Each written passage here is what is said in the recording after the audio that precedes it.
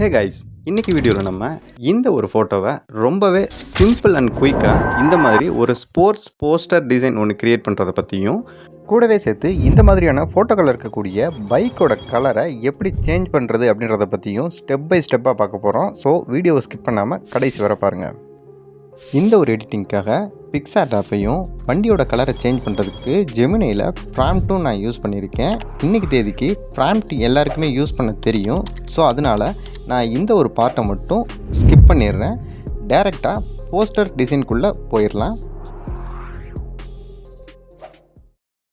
So PicsArt open பண்ணதும் இந்த மாதிரி ஸ்ட்ரக்சர் உள்ள ஒரு பேக்ரவுண்டை நான் இம்போர்ட் பண்ணிவிட்டு இப்போ மெயின் சப்ஜெக்டை உள்ளே கொண்டு வந்து அதை ட்ராக் பண்ணி வேணுன்ற இடத்துல ப்ளேஸ் பண்ணி எடுத்துக்கிறேன். பேக்ரவுண்டுக்கு இந்த மாதிரி வார்னிங் ரிப்பன் ஒரு டிசைனை எடுத்து இதை இப்போது மெயின் சப்ஜெக்ட்டுக்கு பின்னாடி எடுத்து வந்து வச்சு அதில் தேவையில்லாத பார்ட்டை மட்டும் நான் எரேஸ் பண்ணி எடுத்துக்கிறேன்.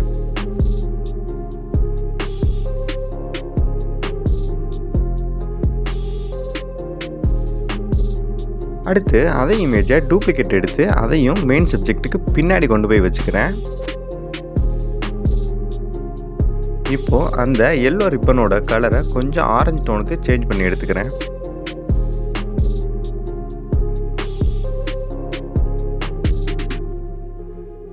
அடுத்து ஸ்டிக்கர்ஸில் போய் லைட் எஃபெக்ட் அப்படின்னு டைப் பண்ணால் அதில் நிறைய லைட் இமேஜஸ் இந்த மாதிரியான இமேஜஸ் வரும். அதில் நான் இதை செலக்ட் பண்ணிவிட்டு இதோட பிளண்டிங் மோடை ஸ்க்ரீனில் செட் பண்ணிவிட்டு அதை மெயின் சப்ஜெக்ட்டுக்கு பின்னாடி எடுத்து போய் வச்சு அதை வேணுன்ற பொசிஷனுக்கு நான் அட்ஜஸ்ட்மெண்ட் பண்ணி எடுத்துக்கிறேன்.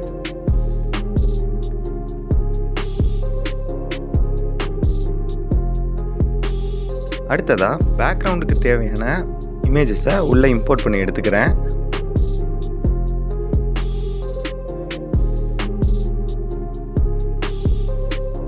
இம்போர்ட் பண்ண பேக்ரவுண்ட் இமேஜை கரெக்டாக க்ராப் ஆயிருக்கான்றதை மட்டும் செக் பண்ணிவிட்டு அதை இந்த கார்னர்ஸை கொஞ்சம் கரெக்டாக எரேஸ் பண்ணி எடுத்துக்கிறேன்.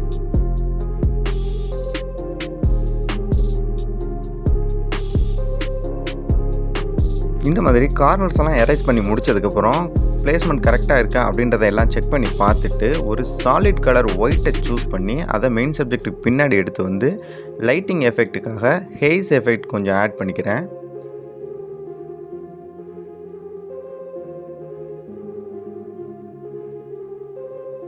ஹேஸ் எஃபெக்ட் ஆட் பண்ணதுக்கப்புறம் மெயின் சப்ஜெக்டோட ஷேடோஸ் அண்ட் ஹைலைட்டை கொஞ்சமாக டியூன் பண்ணி அதை அட்ஜஸ்ட்மெண்ட் பண்ணிக்கிறேன். அதே சேம் எஃபெக்டை அப்படியே பேக்ரவுண்டுக்கும் ஹேஸ் எஃபெக்ட் கொடுத்துட்டு அதே டியூனில் போய் ஷேடோஸ் ஹைலைட்டை அட்ஜஸ்ட்மெண்ட் பண்ணி எடுத்துக்கலாம். இப்போது பிக்சார்ட்டில் ஓவரால் வேலை முடிஞ்சிருச்சு. அடுத்து சேம் இதே இமேஜை ஸ்னாப்சீட் உள்ளே எடுத்துகிட்டு போய் இதில் ஷேடோஸ் அண்ட் ஹைலைட்ஸு எல்லாத்தையுமே வந்து பிளெண்ட் பண்ணி எடுத்துக்க போகிறேன். இதில் இந்த டாட்ஜ் அண்ட் பர்ன் அப்படின்ற ப்ரஷ் டூலை யூஸ் பண்ணி தான் முக்கியமான வேலையை செய்ய போகிறோம். இந்த ப்ரஷ் டூலை எப்படி யூஸ் பண்ணுறது அப்படின்ற ஆல்ரெடி நான் ஒரு வீடியோ போட்டிருக்கேன். அந்த வீடியோவோட லிங்க்கும் கீழே டிஸ்கிரிப்ஷனில் கொடுக்குறேன். மறக்காமல் போய் செக் பண்ணி பார்த்துக்கோங்க.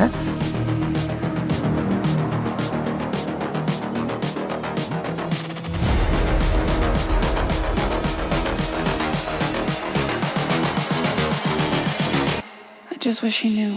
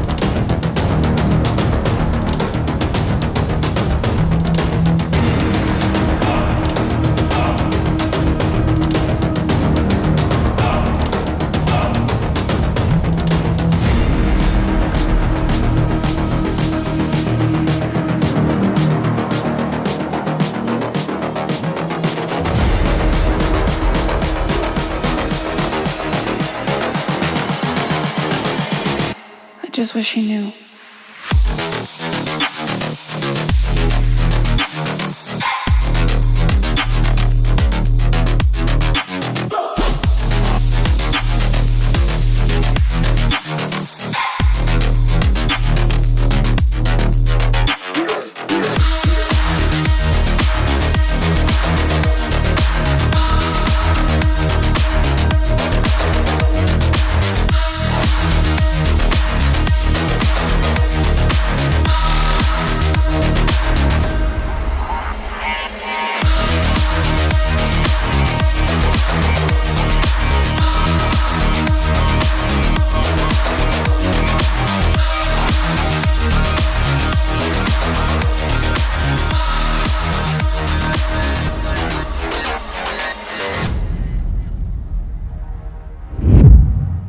இந்த வீடியோ பிடிச்சிருந்த வீடியோக்கு ஒரு லைக் கொடுத்துட்டு மறக்காமல் நம்மளோட சேனலை சப்ஸ்கிரைப் பண்ணிக்கோங்க. நான் எடிட் பண்ண இந்த ஒரு ஃபோட்டோ இன்ஸ்டாகிராம் பேஜில் அப்லோட் பண்ணியிருக்கேன். மறக்காமல் அதையும் போய் செக் பண்ணி பாருங்கள்.